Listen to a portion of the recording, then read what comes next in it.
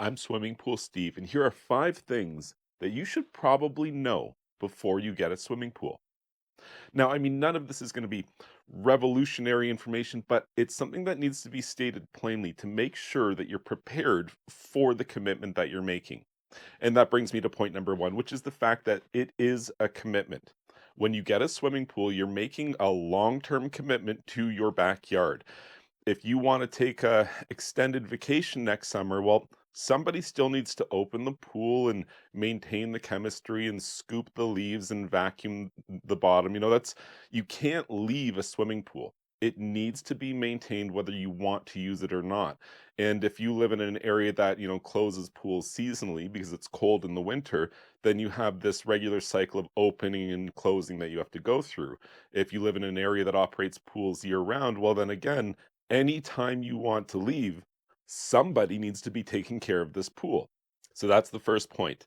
If you buy a pool, you're kind of married to it. You have to be there to take care of it, or at the very least, you have to be financially responsible for somebody else coming and taking care of it for you. So, point two that I would want you to know before getting a pool is really accepting and understanding if something breaks on this pool, you have to fix it.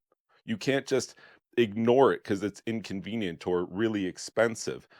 Even if it's, unwarranted or seemingly unfair, like it's a brand new pool, it's 1 year old, and your heater broke. And it turns out it's your fault. You didn't know it's your fault, but something was wrong with the chemistry. Now your heater's broken. It can't be fixed, and it's going to be $3,000 to $5,000 to replace it. That's a lot of money for most people to just kind of absorb and roll with. And when you bought that heater originally, you might have been thinking, man, I should get 10, 20, 30 years of service out of this new heater. And I would largely agree with you that you should have gotten that. Instead, you got 1 year. Now you have a broken heater. Nobody wants to swim in cold water, and you have to buy a new one. Further to that, there's more integral components than a heater. You could, in theory, just say, well, forget it. We don't have the money. Nobody's swimming in warm water. It is what it is. Well, what if it was the pump that broke? Now you need to buy a new pump.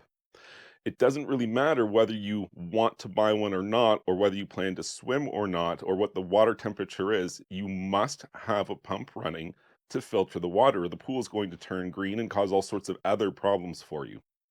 So that's one of the main components of a swimming pool is that when things start to break, you have to fix it. You can't ignore it because the problems that are small turn into problems that are large, which turn into problems which are disastrously expensive. So the nature of swimming pools is such that as they break or you notice something's wrong, you are obligated to fix it. And this kind of ties into point number three, which is the regular maintenance costs of the pool. So your chlorine and your vacuuming and maintenance, whether you're doing it yourself or paying somebody to do it, plus the cost of these emergency repairs that we talked about, which are going to come up for most pool owners, plus the eventuality of the renovations which have to be done with swimming pools. Depending on the kind of pool you have, maybe every 20 years or so, you're going to have to do a fairly major overhaul.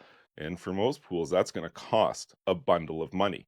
By the time you factor in the regular maintenance costs of your pool, the emergency repairs for your pool, plus the eventuality of the larger renovations that are going to come due, pools are just super expensive, and we haven't even talked about the purchase price, which is, of course, very expensive. So the bottom line here of this point is simply that pools are expensive. Again, that's not big news for most people, especially if you've been shopping for a pool already. Swimming pools basically are one of the biggest luxury purchases you could ever hope to make. Number four on this list relates to the costs to heat swimming pool water. This doesn't apply to everybody, but for a lot of pool owners, you're going to be paying for some sort of heated water, whether it's a natural gas or propane fired heater or an electric heat pump or some sort of method to make that water more comfortable to swim in. You know what? It costs a ton of money. That's something that any existing swimming pool owner would be able to tell you is that heating swimming pools is just costly. It's a huge volume of water and it's open air, so the heat just escapes as readily as you're adding it, and it costs a bundle. And that's why existing swimming pool owners are a little bit more cautious with the temperature that they set on their heater because you could end up spending hundreds, if not thousands of dollars in a month heating your pool. So this brings me to the final point that I would want to know before buying a swimming pool. So I want you to know about it.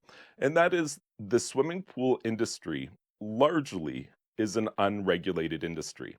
And that means, this is geographically dependent, but depending on where you're located, the people who give you quotes to build a swimming pool might not have as much experience or education in the trade as you might hope that they would.